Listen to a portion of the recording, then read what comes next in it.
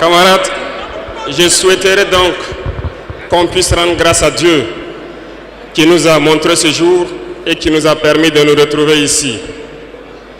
Rendons hommage à nos FDS et nos vaillants VDP qui se battent au front, et c'est grâce à eux que nous pouvons nous retrouver ici pour communier. Rendons aussi hommage à vous, ceux-là qu'on a baptisés les Waïya, qui veillent jour et nuit.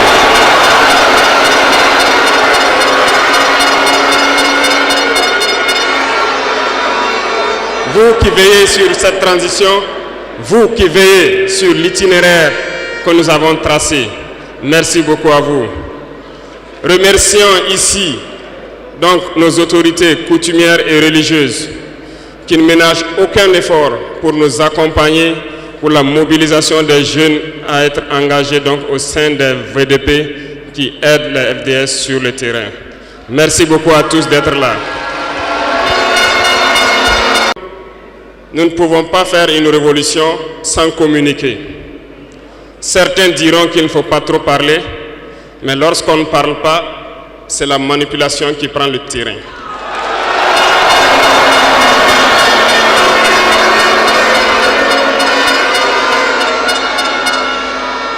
Comprenez quelque chose. Le père de la Révolution communiquait beaucoup. Je parle ici de Thomas Sankara.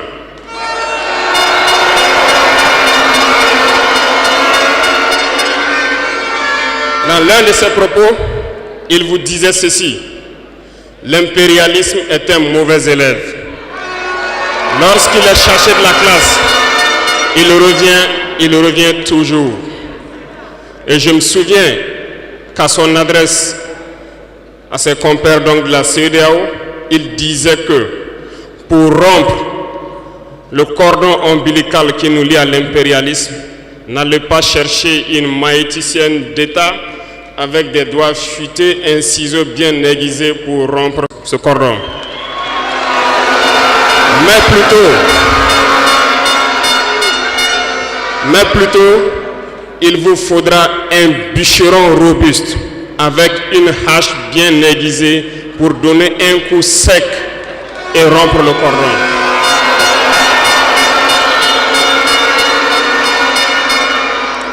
Cela veut tout dire.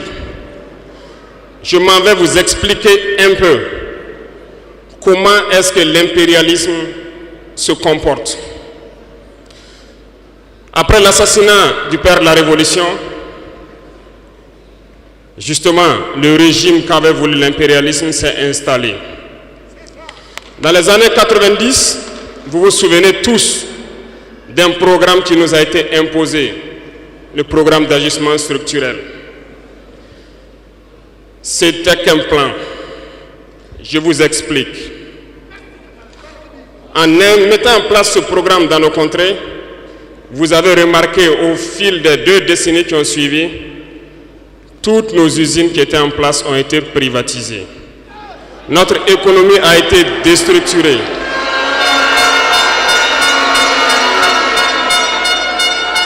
Ils ont mis en place un système néocolonial, un système de capitalisme sauvage qui ne profite qu'aux dirigeants et leurs amis, un cercle restreint.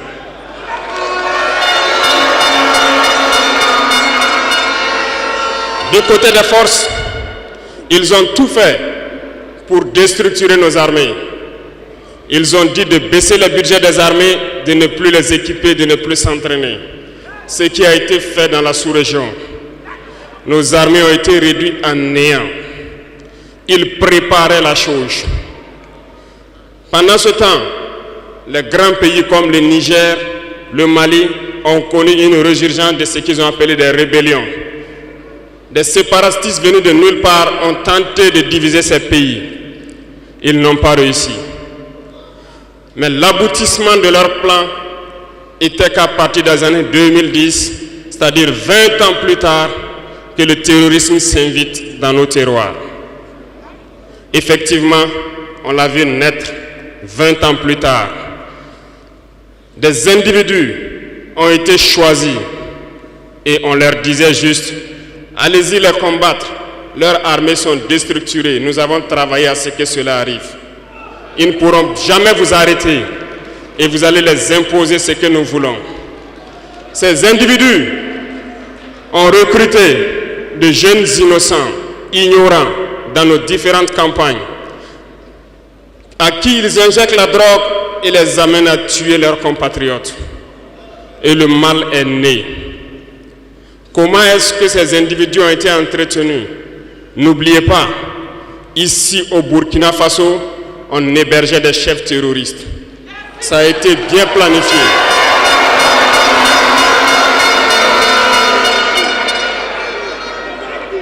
Et comment y arriver? Lorsque ces terroristes vont se lancer, il y avait quelqu'un qui pourrait peut-être intervenir à la faveur de nos États. Je nomme ici le feu général Muammar Kadhafi. Il fallait l'éliminer. Et un beau jour, ils sont tombés sur lui. Ils l'ont éliminé.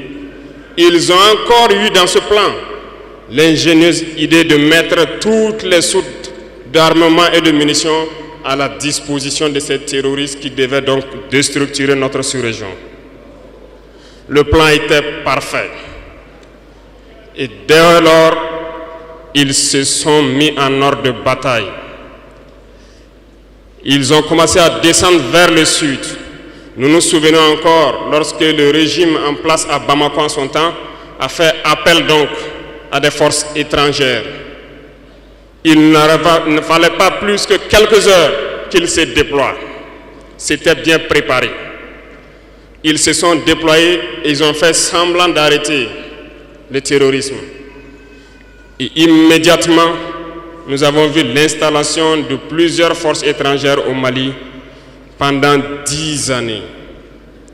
Pendant ces 10 années où le terrorisme était contenu au nord, s'est invité au sud et le Burkina Faso a été infesté à partir de 2015. Tout était bien planifié et bien pensé. Je me souviens encore quand nous étions à Ber, au nord de Tombouctou. On voyait donc des forces spéciales de ces pays-là venir nous dépasser, aller plus en profondeur. Et à leur retour, ils étaient tout rouges. Ils ont des petites machines de foreuses et bien d'autres équipements de géologie que nous contemplons. On se demandait où est-ce qu'ils gagnaient cette terre rouge, parce qu'en patrouillant autour de Ber, nous n'avons pas de terre rouge. Peut-être qu'ils creusaient, ils sondaient, nous ne savons pas de quoi il s'agit. Le ciel malien n'appartenait plus aux Maliens. Tout était bien pensé. Lorsque des gens qui combattaient sur le terrain ont fait aussi le constat, ont décidé à un moment donné de prendre les responsabilités et les voilà sortis de nulle part. On nous traite de putschistes. Nous ne sommes pas français, nous ne comprenons pas ce que ça veut dire.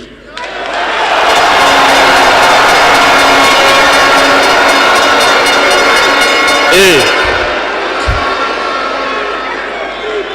les valets locaux, qui sûrement ne comprennent même pas le sens profond du mot, nous appellent aussi putschistes.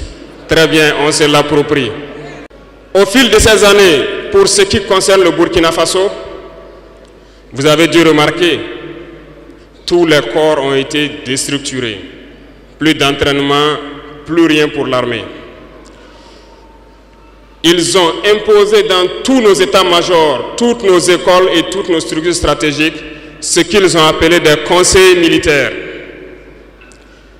Lorsque nous nous sommes révoltés le 30 septembre 2022, la première des choses était de chercher à savoir qui sont ces conseillers militaires et où ils étaient. Nous avons donc pu identifier que le mal est profond. Et la première des choses était de leur demander de quitter notre armée.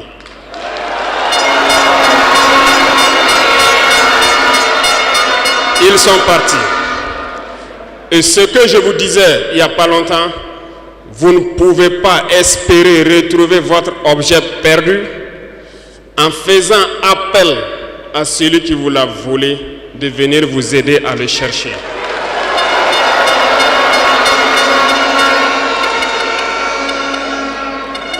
Il fallait dès lors décider, prendre des décisions courageuses. Ce que nous avons décidé de faire. Ça n'a pas été sans conséquence. Parce que lorsque nous avons déjà demandé aux conseillers de partir, nous avons senti des manifestations. On nous a fait comprendre qu'on ne pourra pas s'en sortir sans eux. Et à chaque fois qu'ils nous le disaient, ça s'est traduit par des attaques d'envergure sur le terrain. Nous avons bien reçu le message. Lorsqu'à l'orée donc de l'année 2023, nous avons décidé de dire donc aux forces étrangères présentes ici de partir parce que nous voulons lutter en burkinabé.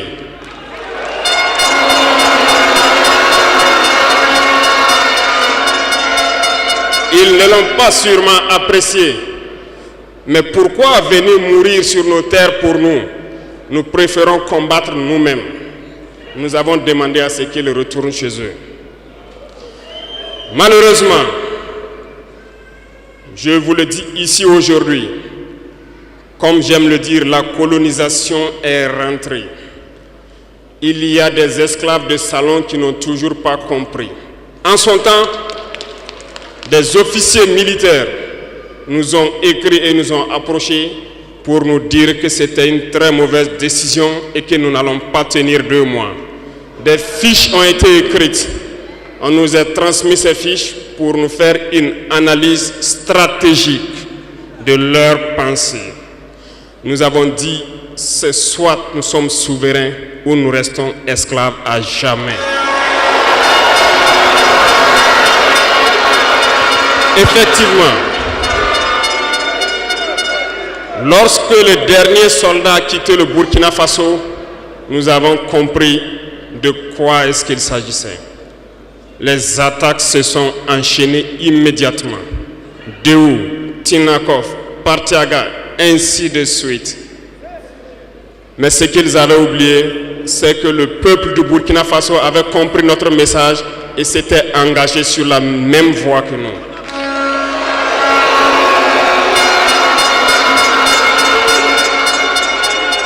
Nous nous sommes réorganisés rapidement et subitement, nous avons constaté que toutes les cellules dormantes terroristes se sont réveillées au Burkina Faso. On a réorganisé l'armée au plus vite, à une vitesse inégalée. Nous avons créé plusieurs unités et même si plusieurs autres sont à venir, nous les avons équipées. Et aujourd'hui, cet équipement se poursuit parce que dans les jours à venir, les mois à venir, ce que vous allez voir venir au Burkina Faso doit faire de notre armée une puissance à craindre.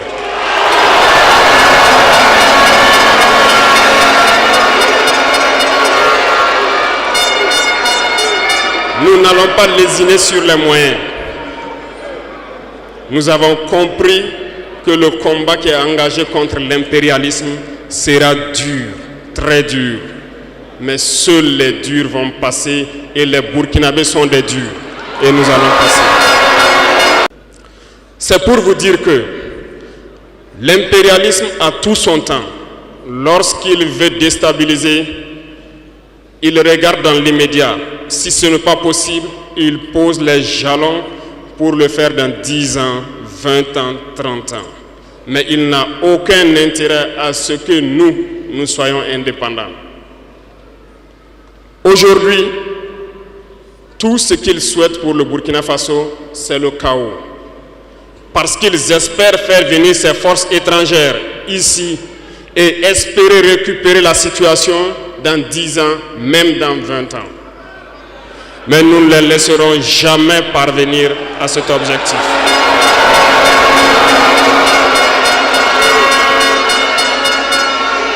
Voilà pourquoi nous avons mis en garde pendant plus d'1 an les valets locaux, les esclaves de salon, pour qu'ils ne trahissent pas leur patrie au profit de l'impérialisme.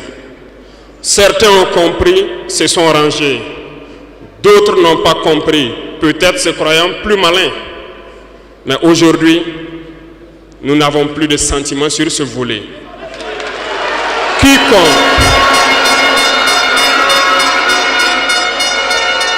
Quiconque va trahir sa patrie au profit de l'impérialisme, il sera traité comme tel.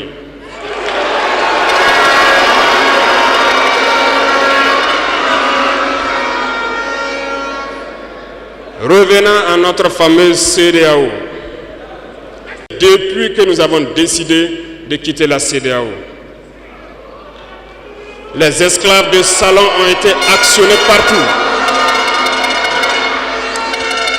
Ils veulent faire peur au peuple. Ils veulent faire peur à tout le monde. Dieu merci. Dans un passé récent, il n'y avait qu'une poignée de gens qui avaient droit à la parole. Sur les plateaux télé, c'est ce qu'ils se disaient qui étaient donc prêts pour évangile. Aujourd'hui, avec les nouvelles technologies, qui ont bien sûr des avantages et des inconvénients, tout le monde a droit à la parole. Et je pense que les Wanyis sont les premiers à confirmer cela.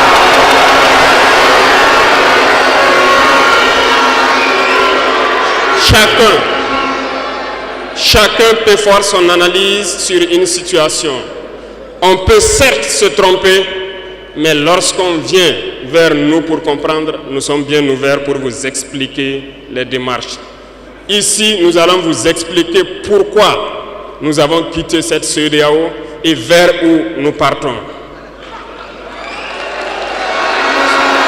Souvenez-vous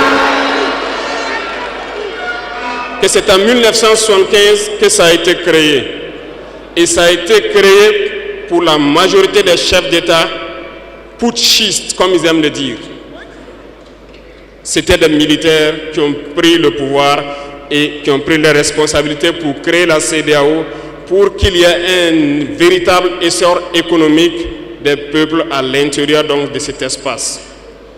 Plus tard, les soi-disant démocrates se sont invités donc à la tête de nos États. Ils ont vidé complètement la communauté de son fondement.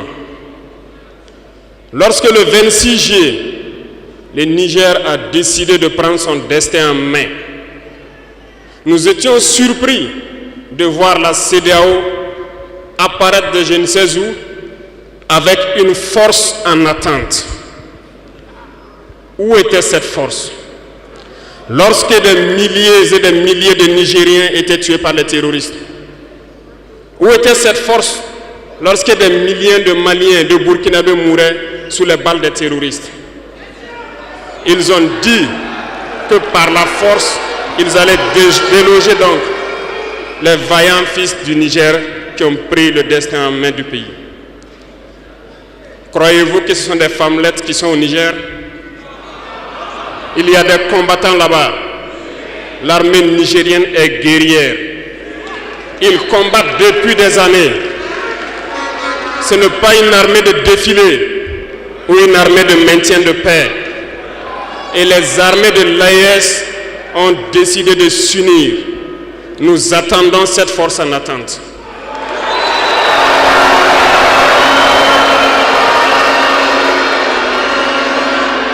Il faut que ces soi-disant démocrates le comprennent. Lorsque des milliers de Nigériens sont morts sur leur lit d'hôpital par manque d'électricité ou par manque de médicaments, c'est du crime. Ils sont responsables de ces sanctions, ils sont responsables de ces morts. La même chose se passe au Mali. Avec le Burkina, nous avons des sanctions indirectes. Parce qu'il faut que les gens comprennent.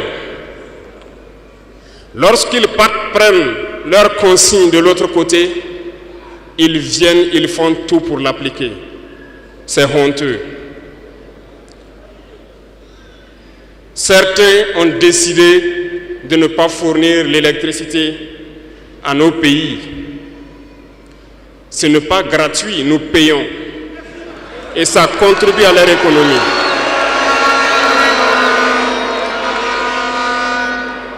Ils ont essayé de faire souffrir le Mali. Et bien sûr, en faisant fi de tous les textes et de ne plus donner l'électricité au Mali, espérant que la population se révolte. Ça ne marche pas. Lorsque ça a duré, certains étaient obligés de faire payer leur propre peuple en augmentant le coût de l'électricité. Ça va encore augmenter.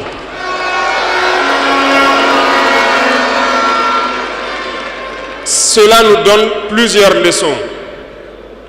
Plusieurs leçons en ce sens que l'indépendance que nous prenons, la souveraineté que nous prenons, nous devons tout faire pour qu'elle soit. Ils nous ont donné de très belles leçons et nous avons très bien compris.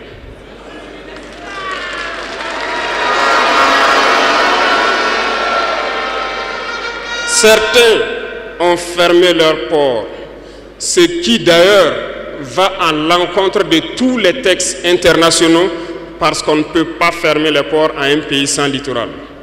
Ils l'ont fait, ils ont violé les textes. La communauté internationale n'a pipé mot. Personne n'a parlé dans la CEDEAO. Mais dans les ports, nous ne faisons pas transiter nos marchandises gratuitement. Nous payons.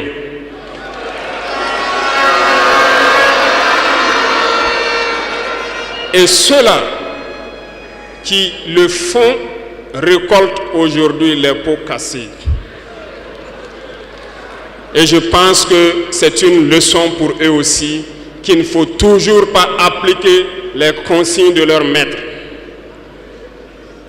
Il faut qu'ils le comprennent pour toujours. La CEDEAO n'a jamais fait un communiqué pour féliciter une victoire de nos armées.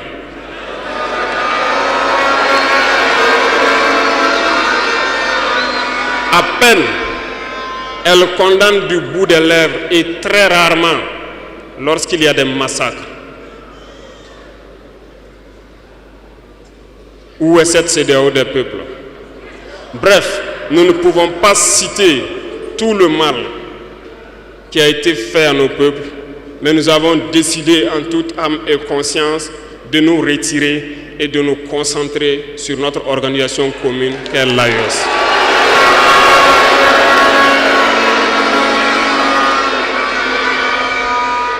Retenez que il n'y a pas de peur, parce que en prospectant et en nous mettant au travail, nous avons remarqué une chose.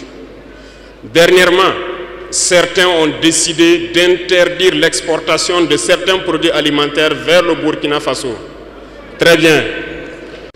Ils ont donné une durée. Nous ferons en sorte que, à la fin de cette durée, nous interdirons l'entrée de ces produits sur notre territoire.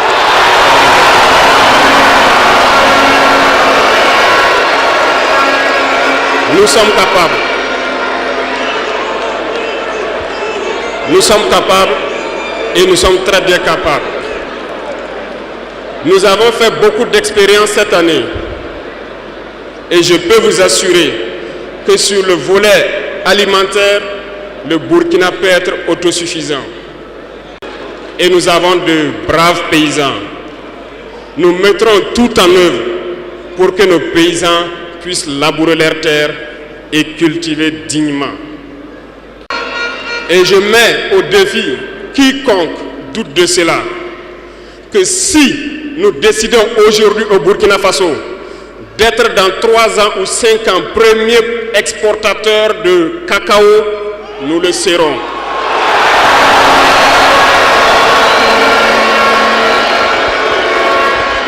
Parce que nous pouvons. Sur l'industrialisation, plusieurs projets sont en cours pour 2024.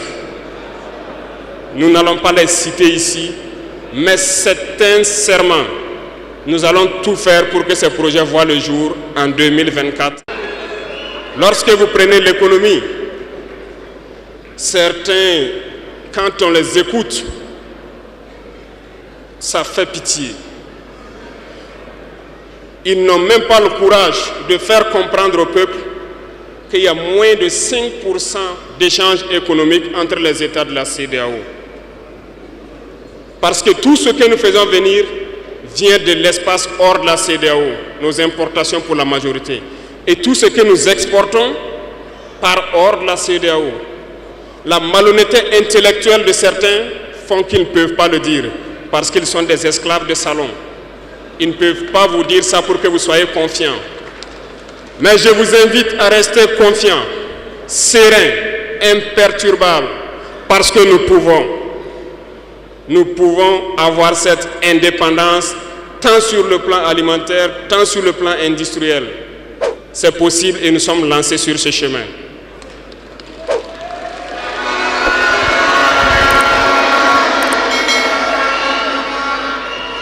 Donc, les propos qui tendent à vous faire peur, qui tendent à semer la panique, il faut vous en départir. On se mettra au travail et nous allons y arriver.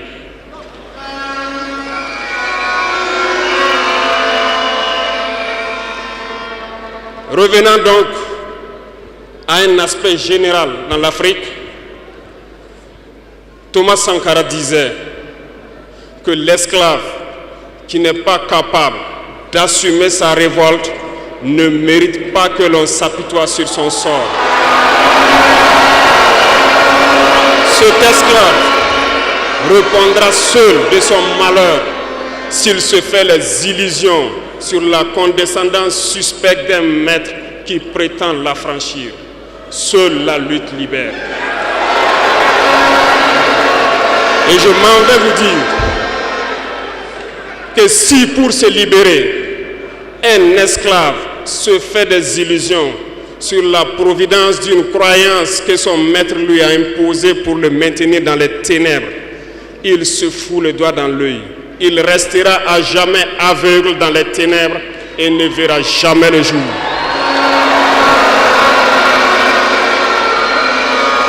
Dieu lui-même a dit, Dieu n'aime pas le paresseux. Dieu n'aime pas l'ignorant. Dieu n'aime pas celui qui ne se bat pas. Car dit-on, aide-toi et le ciel t'aidera.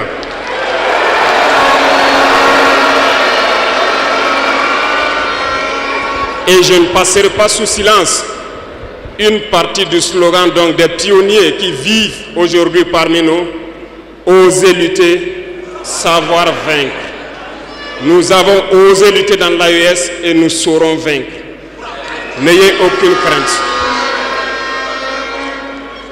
La veille citoyenne que vous avez engagée, c'est un message à toute l'Afrique. Et le Burkina Faso est solidaire et soutient tous les peuples d'Afrique qui souffrent le martyre. Mais nous voulons aussi dire qu'il est temps que les Africains arrêtent de s'apitoyer sur leur sort, de se morfondre, de se lamenter. Il faut lutter. Ça ne viendra pas du ciel tout seul. Il faut lutter d'abord et Dieu va vous aider. Et le Burkina Faso est prêt à aider tous les peuples qui vont mener cette lutte.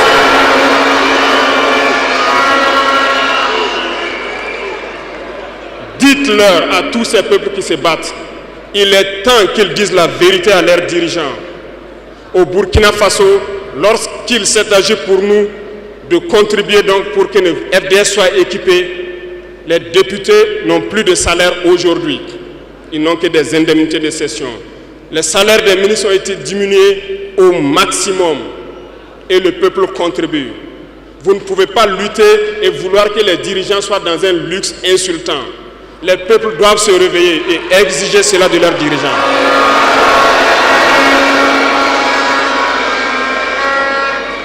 Et pour terminer, je lance donc un appel à tous les peuples de l'AES, à travers vous, pour qu'ils restent unis et solidaires. Toute souffrance a une fin. La lutte que nous avons engagée est dure, mais il faut rester la tête sur les épaules, parce que l'arme fatale de l'impérialisme reste la manipulation à travers la communication. Sachez reconnaître les valets locaux, sachez reconnaître les esclaves de salon, sachez reconnaître tout cela qu'on soudoie pour venir vous vendre de fausses informations. Pour vous-même, restez sereins et ne vous divisez pas. Parce que l'impérialisme a 1000 manèges dans son sac. Vous devez être vigilants. Vigilants et très vigilants. Merci à vous les VDP donc des différentes villes qui veillent jour et nuit pour que notre patrie reste debout. Et donc rendez hommage tous les jours aux FDS et aux VDP qui se battent au front. Merci beaucoup pour votre attention. Merci à tous ceux qui se sont déplacés ici pour que nous puissions nous entretenir. Merci à ceux qui sont dehors, qui n'ont pas pu accéder. La patrie ou la mort, nous